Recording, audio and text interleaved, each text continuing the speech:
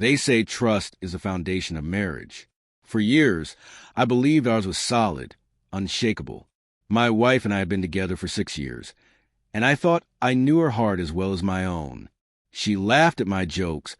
We planned for the future, and we built a life that looked picture perfect from the outside.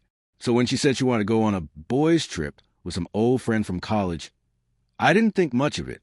It sounded odd, what woman calls a boys' trip, but I brushed it off. She insisted it was harmless, just a chance to relax, unwind, and reconnect with people she hadn't seen in years. "Don't worry," she said with a smile. "You know me. I'd never do anything to hurt us." I wanted to believe her. I wanted to be the kind of husband who trusted without hesitation. So I kissed her goodbye at the airport, told her to have fun, and went home alone, never imagining how deeply that trip would unravel everything we had built. The first signs came quickly. Calls grew shorter, texts delayed. Her voice sounded different on the phone, forced, distracted. Photos she posted on social media showed her laughing with people I didn't recognize, drinks in hand, her arm around strangers. Something in my gut twisted, but I silenced it. Suspicion makes you feel like the villain, even when you're just trying to protect your own heart. When she came home, she was distant, cold, almost guilty. She avoided my eyes, brushed off my questions, and claimed she was just tired from the trip. But nights passed and the distance grew. She started showering more often, doing extra laundry, turning her phone face down. And then the truth came crashing down in a way I never could have predicted. One night, she woke up feverish, drenched in sweat. At first, I thought it was a flu, but the next morning, she could barely move. I rushed her to the hospital, panic flooding me. I held her hand while doctors ran tests, my mind racing through every possibility. When the results came back, I felt the floor drop beneath me. She had contracted an STD. The doctor explained it gently, clinically, but the meaning was a knife to the chest. She hadn't caught this from me. She had brought it home from someone else. At first, she denied it, tears streaming down her face. "I don't know how this happened," she whispered. But lies crumble quickly when truth presses hard enough. Finally, between sobs, she admitted the unthinkable.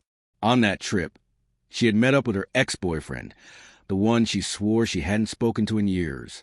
One night turned into betrayal, and betrayal turned into consequences she couldn't hide. My heart shattered. Not only had she betrayed me, she had endangered me. She had gambled with my health, my trust, my life.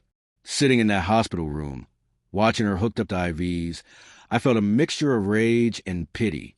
She looked small, broken, ashamed, but no amount of shame could erase what she had done. I walked out of that hospital with a decision. This marriage was over. I didn't scream, didn't cause a scene. I simply told her that once she recovered, she would not be coming back to our home.